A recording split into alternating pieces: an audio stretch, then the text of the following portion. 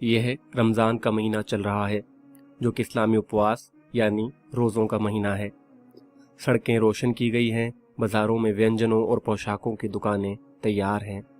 मस्जिदों में भी आस्था और ईमान के साथ लोग रौनक बढ़ाए हुए हैं।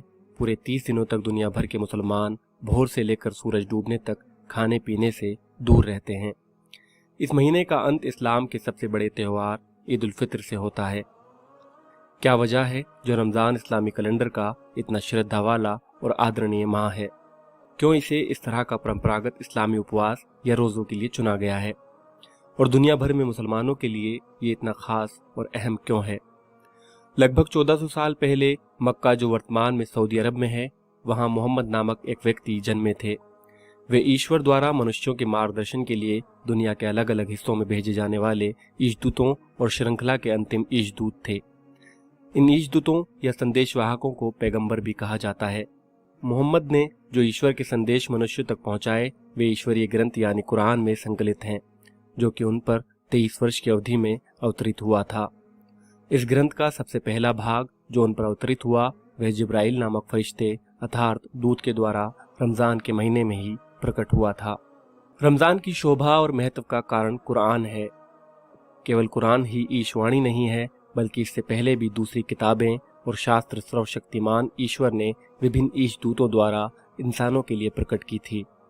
हालांकि ये किताबें लगातार मनुष्य द्वारा हस्तक्षेप और अपनी इच्छा स्वरूप इन ग्रंथों में एक लंबे समय तक किए जा रहे परिवर्तनों के कारण अब अपने मूल रूप में नहीं हैं। इस कारण अब केवल कुरान ही प्रमाणिक और विश्वसनीय ईशवाणी के रूप में बाकी है। कुरान किस प्रकार की किताब है? ये इंसानों के लिए मार्गदर्शन और हिदायत की किताब है। यह हर चीज़ के लिए एक आचार नियमावली देती है। व्यक्तिगत जीवन हो और पारिवारिक जीवन, सामाजिक संबंध हो या आर्थिक मामले, यहाँ तक कि शासन प्रशासन के संबंध में भी। ये पिछले ईशदूतों और उनके लोगों का इतिहास भी बताता है, और इन सब से बढ़कर यह अस्तित्व संबंधी सवालों के साफ साफ जवाब देता है कि हमें और इस पूरी दुनिया को बनाने वाला कौन है, हमारे जीवन का उद्देश्य क्या है, क्या मृत्यु के पश्चात भी कोई जीवन है। 23 वर्ष की छोटी सी अवधि में ये किताब 7वीं शताब्दी में एक बड़ी क्रांति और परिवर्तन ले आई। जब अरब प्रायद्वीप के असभ्य जनजातियों ने इस पुस्तक के आदर्शों को अपनाया, तो वे शांति, न्याय और समानता के ज्योतिवाहक बन गए। कुरान की आयतें आज भी दुनिया भर के लाखों लोगों को सार्थक जीवन जीने के लिए प्रेरित कर रही हैं। कुरान हर किसी के लिए, पूरी मानव जाति के लिए, केवल मुसलमानों या अरब के लोगों या केवल मध्यकाल के और पुराने लोगों के लिए नहीं, इसका संदेश और प्रासंगिकता समय और स्थान से बंधी हुई नहीं है। कुरान अब दुनिया की सभी प्रमुख भाषाओं में उपलब्ध है। क्या आप इस पुस्तक को स्वयं पढ़कर अपने जीवन में परिवर्तन का अनुभव करना चाहते हैं?